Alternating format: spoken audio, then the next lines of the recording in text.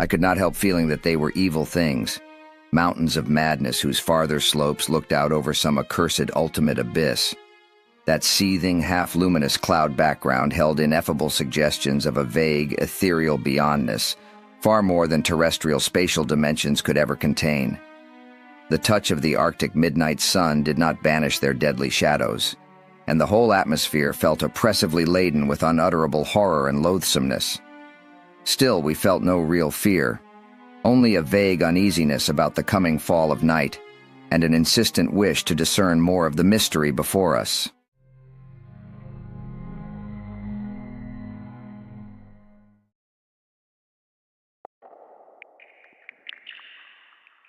We were on the track ahead as the nightmare plastic column of fetid black iridescence oozed tightly onward through its 15-foot sinus, gathering unholy speed and driving before it a spiral, re-thickening cloud of the pallid abyss vapor. It was a terrible, indescribable thing vaster than any subway train, a shapeless congeries of protoplasmic bubbles, faintly self-luminous, and with myriads of temporary eyes forming and unforming as pustules of greenish light all over the tunnel-filling front that bore down upon us, crushing the frantic penguins and slithering over the glistening floor that it and its kind had swept so evilly free of all litter. Still came that eldritch, mocking cry, "Tekelili! Tekelili!" And at last we remembered that the demoniac Shoggoths, given life, thought, and plastic organ patterns solely by the Old Ones, and having no language save that which the dotard fabulists had feigned for them, could never have broken forth without cosmic vengeance from the other gods. It was this we realized, and our minds reeled before a revelation that would have shaken even the most stoic or the most unstable of men. We were on the track ahead as the nightmare plastic column of fetid black iridescence oozed tightly onward through its 15-foot sinus, gathering unholy speed and driving before it a spiral, re-thickening cloud of the pallid abyss vapor. It was a terrible, indescribable thing vaster than any subway train, a shapeless congeries of protoplasmic bubbles, faintly self-luminous, and with myriads of temporary eyes forming and unforming as pustules of greenish light all over the tunnel-filling front that bore down upon us, crushing the frantic penguins and slithering over the glistening floor that it and its kind had swept so evilly free of all litter.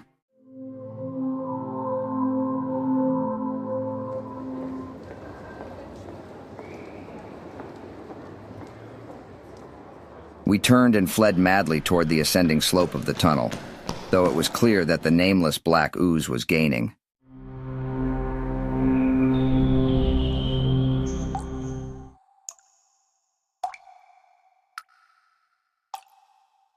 As we emerged into the great sculptured hemispherical hall, we saw that the arc light was waning, and that the electric torches held by the others were stuttering as if under some malign influence. The Shoggoth was a terrible and blasphemous thing, partaking of the attributes of both the giant cephalopod and the insect. One could not say just what the creature resembled, since there was no organic shape nor appearance to guide us. It was a morass of semi-viscid matter, enveloping us in a reeking cloud of dissolution.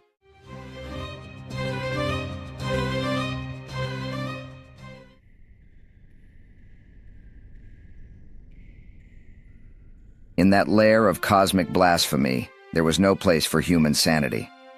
The cyclopean maze of the primal, hideously carved corridors and chambers surpassed anything we had ever seen. Their profusion of ciphers, bas-reliefs, and sculptural grotesqueries spoke of a culture that had once ruled the earth with an iron and tentacled claw. The abominable tableau surrounding us was of the Old Ones, the Great Race, and their terrible battles with the Shoggoths. The pictorial record confirmed our worst suspicions. These ancient and powerful beings had indeed perished in a series of cataclysms that had not only sundered their own civilization, but also had brought down untold horrors upon the surface of the earth. Our retreat became a flight of madness. We scrambled through the vile, labyrinthine passageways, our hearts pounding as we fled from the advancing horror. We could hear the slithering, gelatinous mass of the Shoggoth pursuing us, its myriad eyes glowing with a sinister intelligence.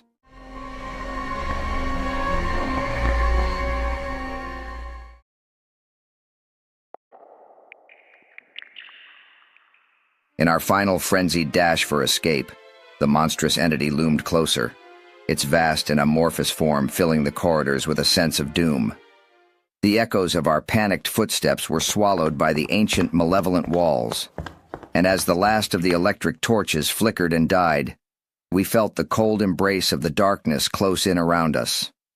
With every ounce of strength, we pushed onward, the suffocating fear driving us forward through the haunted depths of the mountain. But we knew, deep within our souls, that the Shoggoth was relentless, and that our doom was inevitable in the accursed abyss of madness.